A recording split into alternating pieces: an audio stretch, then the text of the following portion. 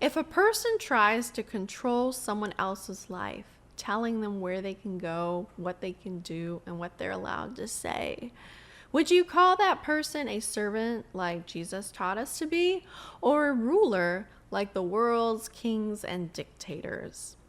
Most of us would say, that's ruling over someone. That's wrong.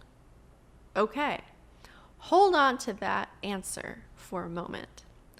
In many churches, when a woman makes her own decision, without running it past a man, she's told she's rebelling against God's order or trying to rule over men. But what's actually happening? Let's take a look at some examples.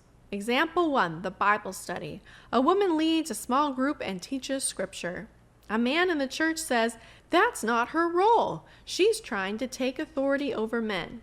But think about it. She's sharing the word, not forcing anyone to listen. The one trying to shut her down is the one trying to exert authority. Example 2, the divorce. A woman leaves an abusive marriage after years of counsel that told her to stay and submit. The pastor says she's rebelling against God's design. But here's the truth. Her abuser was the one lording power over her, and the pastor, by telling her she has no right to leave, is trying to replace her will with his. Example 3, the hobby.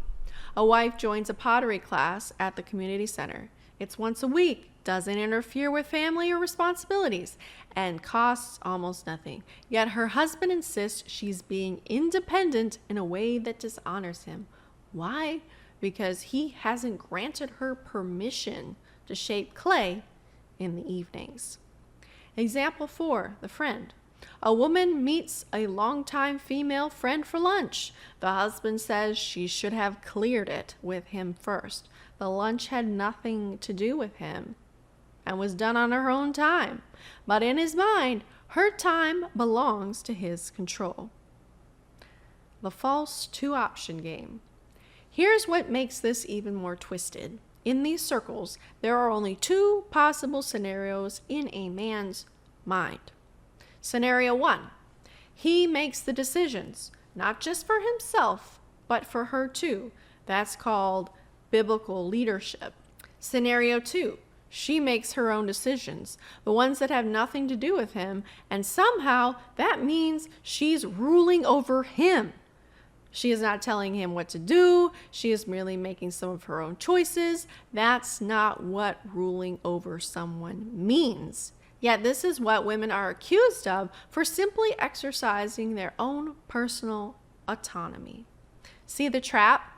In their worldview, her only options are submission or rebellion. There's no space for mutual respect, no category for 2 people each making decisions for their own lives.